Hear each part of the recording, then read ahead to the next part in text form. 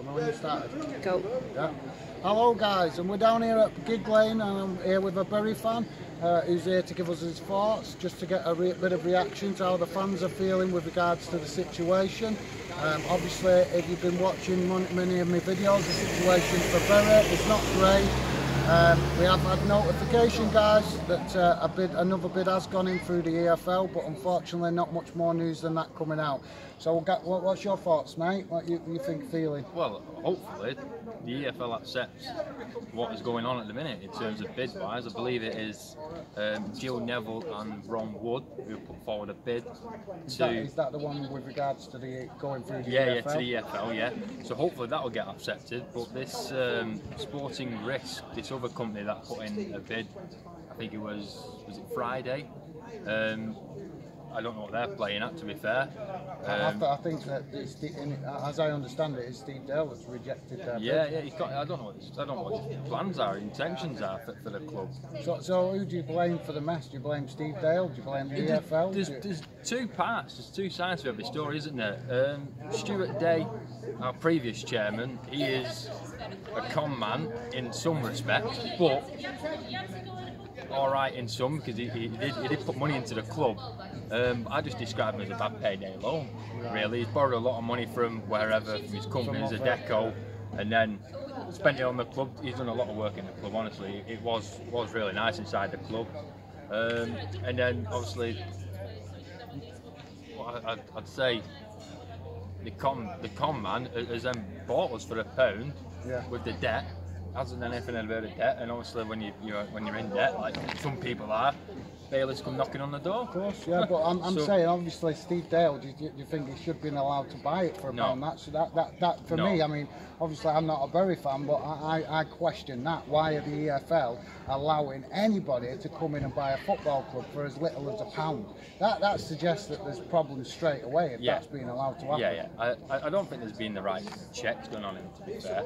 I know a lot of Bury fans have argued the toss. I know that Dave Gifford of Forever Bury has argued that, saying that why, has he been able to buy the club for just £1, like you're saying, but also having no credit checks or anything and proving he has got the money in the funds to run the club. But he's just, like I say, he hasn't got the intentions of running the club. He's just a businessman that wants to sell the assets of the club, make his money and go. Yeah. So if Bury managed to dig themselves out of the situation, would you think that the EFL should be accountable for allowing this to develop? Because to be fair, Bury and Bolton are in the same situation, and this has been going on since the end of last season. It's gone all summer. The EFL have had the opportunity to do something about it, or at least push the clubs to get something sorted, and they've allowed both clubs to start the season in this kind of situation. Oh, it's a mess from the EFL.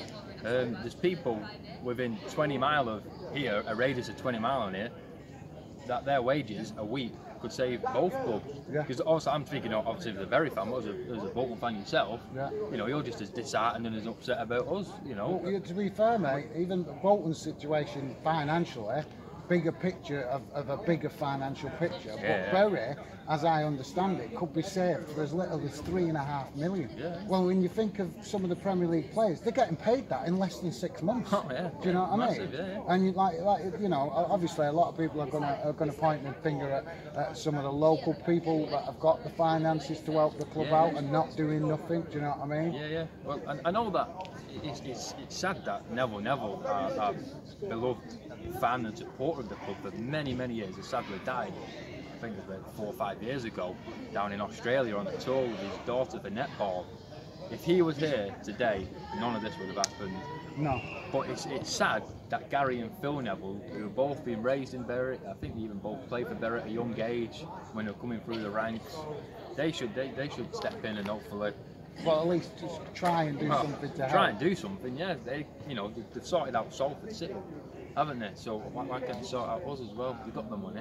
I don't know how complicated that would be, because obviously you've got the situation with the rules of the EFL, and with Gary Neville and Phil Neville being involved with Salford, they wouldn't technically be allowed to own another club. Do you get what I mean? But hopefully Jill and Ron Wood can get it all sorted out for us, and hopefully we can be saved. So are you feeling positive that something good will come, or are you feeling negative? apprehensive, a bit of both. It could swing both ways. Yeah, we really don't still know. Very much in the balance. It is. It's up in the air. Yeah, it really is. Let's hope we hear some news. So there you go, guys. Sorry, what was your name, mate? Ben. Ben. But there's Ben, a Bury fan, giving his thoughts.